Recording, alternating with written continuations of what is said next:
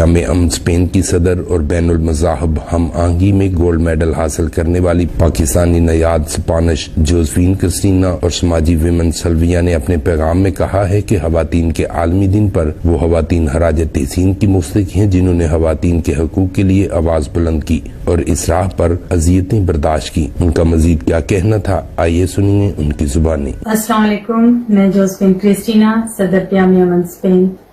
खवातीन के आलमी दिन के मौका पर उन खवातीन को खराज तहसीन पेश करती हूँ जिन्होंने खवातीन के हकूक के लिए जदोजहद की।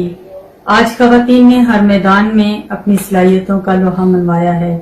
खवातीन को चाहिए que अपने हकूक के लिए जदोजहद जारी रखें। Para el Día de la Mujer, hoy día 8 de marzo, deseo que las mujeres seamos respetadas y valoradas como personas. Que no exista la circuncisión a las mujeres. Tenemos tanto derecho como los hombres a ser como humanos que somos.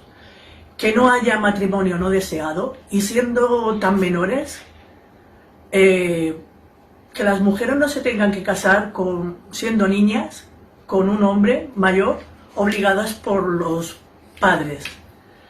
Y que, sí, por suerte, no sé, he tenido que ejercer de vigilancia en el metro de Barcelona y, bueno, por mi altura me ha costado un poco hacerme respetar, pero gracias a mi altura me ha hecho que me respeten más la gente, por suerte.